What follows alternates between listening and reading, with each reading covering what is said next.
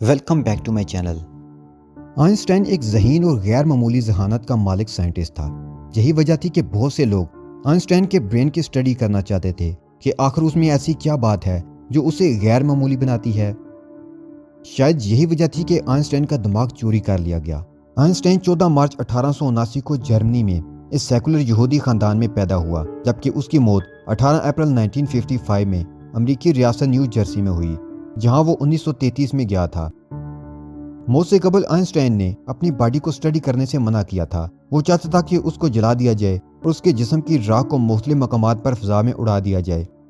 ऐसा नहीं था कि आइंस्टाइन को अपने जिस्म के किसी उज़ू के बारे में गैब का इल्म था, बल्कि वो चाहता था कि उसके जिस्म को कहीं महफूज न कर लिया जाए और लोग उसे पूजना न शुरू कर दें। लेकिन 1955 में प्रिंसटन हॉस्पिटल में, जहां आइंस्टाइन ज़ेरे इलाज था, उसकी मौत के बाद डॉक्टर हार्वी को आइंस्टाइन की लाश का मुआयना करने के लिए बुलाया गया।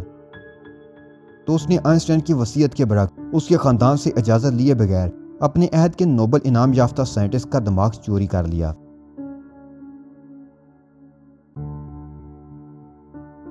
जब आइंस्टाइन का दिमाग चोरी होने की खबर आम हुई तो डॉक्टर हार्वी को नौकरी से हाथ धोना पड़ा। तो उसने आइंस्टाइन के बेटे हैंस अल्बर्ट से दरख्वास्त की कि वो उसे माफ़ कर दे।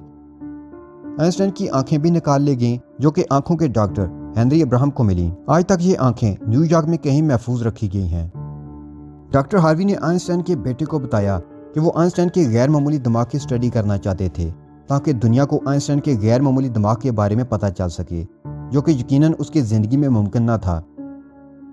अगरचे डॉक्टर हार्वी ने आइंस्टाइन के दिमाग के टुकड़ों को और दीगर डॉक्टरों को स्टडी के लिए भेज दिया, ताहम उसने बाकी टुकड़े अपनी रिसर्च के लिए रख लिए और बाद में बाकी डॉक्टर्स की जानब से आइंस्टाइन के दिमाग के टुकड़े मांगे गए। तो डॉक्टर हार्वी ने यह कहकर इनकार कर दिया कि अभी उसे आइंस्टाइन के गैर मामूली दिमाग की स्टडी करनी है, मुझे मजीद 1 साल का वक्त दरकार है। आइंदा 30 सालों में डॉक्टर हार्वी आइंस्टाइन के ब्रेन के टुकड़ों के हमरा मिड ईस्ट के इलाकों में सफर करता रहा, हत्ता कि आइंस्टाइन का दिमाग चोरी होने से मुतालिक खबरें भी मकामी अखबारात में शाया होती और इस खबर ने मकामी तवज्जो हासिल की। तहम 1988 में जब हार्वी ने अपना मेडिकल लाइसेंस मनसूख करवा दिया तो फिर उसने प्रिजन का दौरा किया और आइंस्टाइन की पोती से भी मुलाकात की। थॉमस हार्वी की मौत 2007 में वाक़या हुई।